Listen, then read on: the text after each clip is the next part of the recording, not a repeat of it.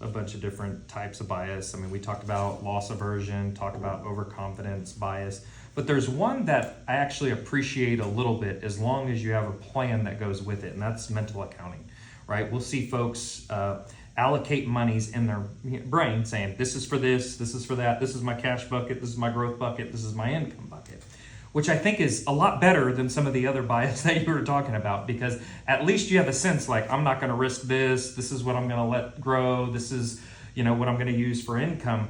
But I think you're doing yourself a huge disservice by not actually having a full-blown written retirement plan to go along with it. And not just a written retirement plan, but one that's stress tested. There's a lot of folks out there talking about, hey, give us a call, we'll put a plan together. What does that mean?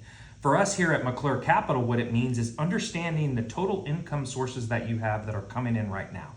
That's Social Security, 403, Social Security, TRS, maybe you've got a firefighter pension, or you're one of the 10% of folks out there that have a pension. That's a guaranteed source of income that's coming in. With Social Security, we can add a cost of living adjustment to that, which is very beneficial, because when you actually take a look at your expenses, probably the most important component to all of this is that's going to be growing at a higher clip than your cost of living adjustment. Unfortunately, yes. Right? So I think it's really important for you to just really understand that. A plan is not just, hey, let's look at this annuity or this tactical wealth management strategy or this static investment. A plan is understanding the intricacies of the things that matter most, which is the income that's coming in and your expenses. And when you have that plan, then you'll have the confidence to continue, some of the mental accounting. You could still have loss aversion in a full-blown written retirement plan. You could still have overconfidence bias,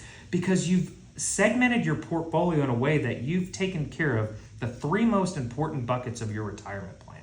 Your number one bucket, in my professional opinion, haven't been doing this 40 years, but I've been doing this 18 years, Victor, is income. That is your primary, that's the most important bucket you have. And then from there, emergency money bucket, and then your growth bucket. Because if you have your income greater than your expenses, just like when you were working, hopefully, you're going to be able to live out the days that you want in retirement, whether it's throwing a pole in the pond and fishing or dipping your toes in the sand. I think for you, it just depends on your particular situation, but it always starts with a plan.